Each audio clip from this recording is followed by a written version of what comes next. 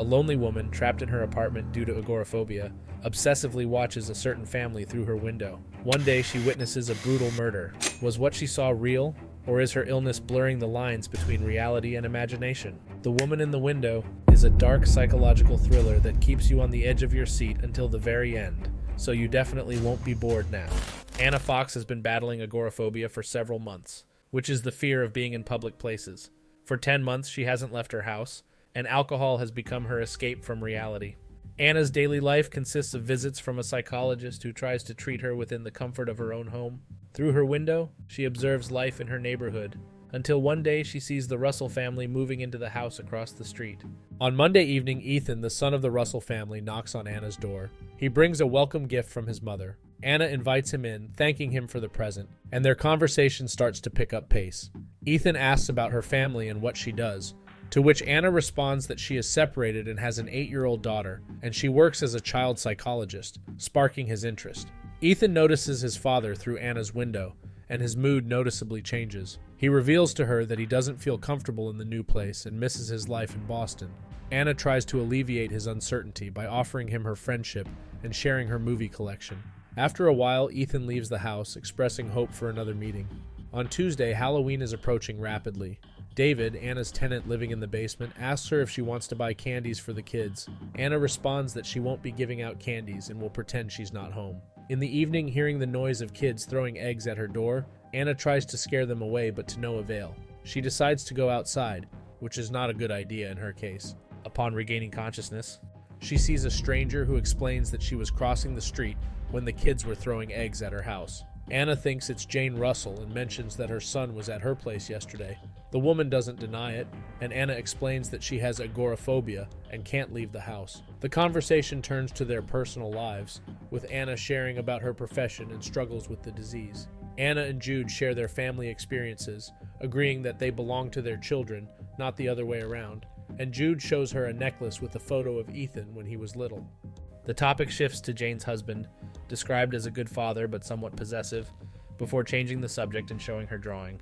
The women spend the evening together, having a good time, and Jude eventually returns home. Shortly after, Anna receives a visit from her husband Alistair, who asks if anyone from his family has visited her today. Anna denies it, and the man leaves the house. On Wednesday morning, Anna is awakened by noise coming from her house and, frightened, calls the police. However, it soon turns out that the source of the noise is David. He was just looking for a wallpaper knife, helping the Russells to unpack their moving boxes.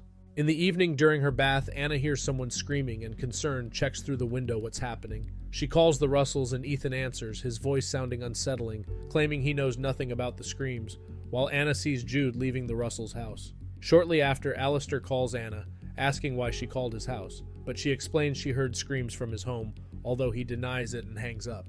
Anna goes downstairs and asks David if he heard the screams, but he denies it, although a woman's crying can be heard in the background of his room. Suddenly, she notices Ethan leaving the house and coming to her.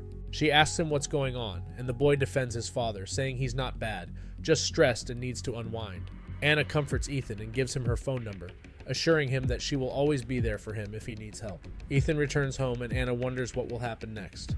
On Thursday morning, Anna talks on the phone with her psychologist, who is worried about her due to the change in medication, when she notices David leaving the house. Throughout the day, her mental state deteriorates, leading to mixing medication with alcohol, which only worsens her condition as she watches various psychological films and struggles with haunting visions.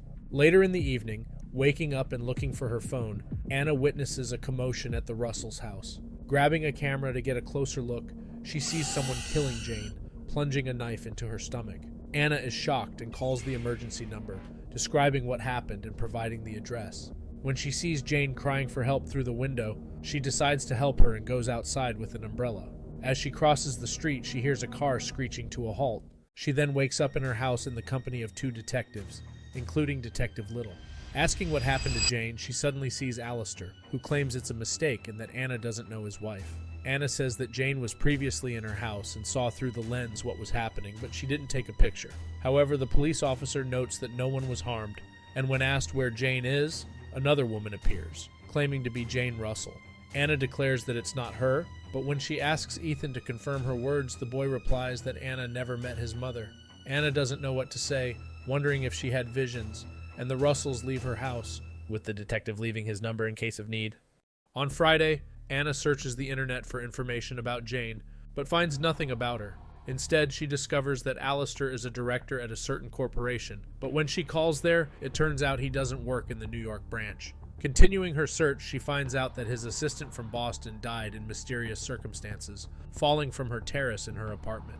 Anna begins to suspect that there is something suspicious about Alistair. Soon after, while Anna checks if David is at home, she comes across letters to him. At that moment, David appears, and Anna asks him if he knows Jude, to which he angrily replies that he doesn't because he doesn't like Anna reading his letters. David confesses to her that he has a suspended sentence, and Anna feels uncomfortable and leaves. In the evening, Anna observes through the lens what is happening at the Russells' house. Suddenly, she receives a phone call from someone claiming to be Jane, who threatens to call the police if Anna doesn't stop watching their house. On Saturday morning, while looking for her cat, Anna comes across June's earring lying on a shelf in David's room, which raises her suspicions. When she notices Ethan leaving the house, she calls out to him, and the boy reluctantly approaches. She asks him why he's protecting his father, but Ethan enigmatically replies that he can't say. Then Alistair appears, who strikes his son and orders him to go back home. Anna, terrified, threatens to call the police, but Alistair dismissively responds that he doubts the police will believe a drunk and drugged woman locked in her house. He warns her to stay away from his family and son, and then walks away. On Sunday, Anna accidentally comes across a drawing made by Jane, and shortly after she receives a mysterious email with her own sleeping picture attached, which prompts her to call the police. When the detectives return to her home, they find no signs of a break-in. The situation becomes even more complicated when the Russells arrive at Anna's house, and Alistair is furious about her inquiries at his workplace. Anna desperately tries to convince them that Alistair is abusing his son, but he accuses her of alcoholism and hallucinations in return. She presents Jane's drawing as evidence that Jane had been in her house earlier. At the same time, David shows up, unaware of what is happening. During the conversation with Little, David denies any knowledge of the murder at the Russell house. Anna mentions Jane's earring on the shelf in David's room, but he explains that it belongs to his acquaintance. Anna is desperate and tries to prove that David and Alistair are lying. She eventually reveals that Alistair lost his job after his assistant's death, and David served time in prison for assault. Desperate, Anna insists she is not crazy, and that Ethan is in danger, adding that her husband would believe her if he were here. However, the detective points out that her family is deceased. At this moment, Anna recalls the tragic accident in which her family perished.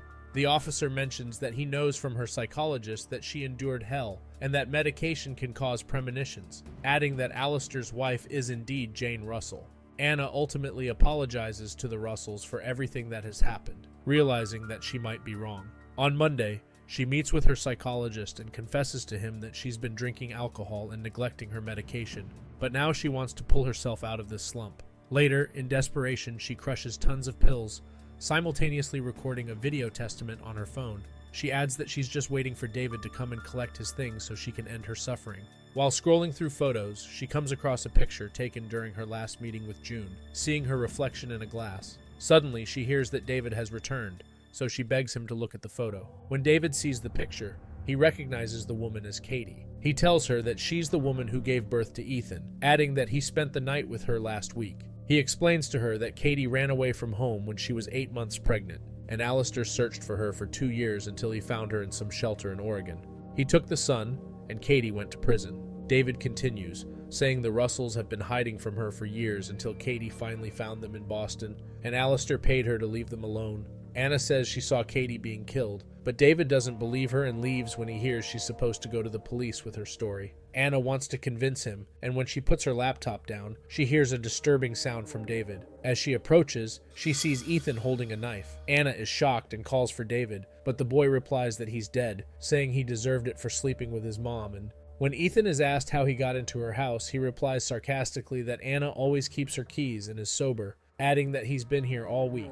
Anna realizes that Ethan killed his mother, and when he learned from the agent who sold his father's house about her history, he realized Anna would be his new, perfect target. Anna realizes that he's also responsible for the death of his father's assistant, and Ethan says he likes to be there when someone dies and wants to see Anna leave this world. So it turns out that the boy is a budding psychopathic murderer. Finally, determined to end this nightmare, Anna pours pills into her wine and drinks it. Suddenly, she grabs the bottle and smashes it over Ethan's head, fleeing in panic. Anna walks onto the roof, which is a difficult experience for her given her condition. When Ethan reaches the roof, he lunges at Anna with a knife, but she defends herself and the boy disappears. Anna takes a knife, and Ethan lurks at her with another tool in his hand. He attacks her and stabs the tool into her mouth when he tries to throw her off, but Anna gathers her remaining strength and pushes him onto the glass roof, which shatters, and Ethan falls. The next day, Anna wakes up in the hospital with Detective Little keeping watch over her. Little informs her that they've apprehended Ethan's parents, and while Alistair isn't talking, June is singing like a bird. He adds that they found Katie's remains. Little apologizes for not believing her earlier. He mentions seeing her video, but hands back her phone, allowing her to delete it before it needs to be secured as evidence. 9 months later, we see the Russells' house being auctioned off, while Anna's house is practically empty. She takes one final stroll through it, collecting her last memories, and takes her cat with her. Then she drives away, signaling her triumph over her illness.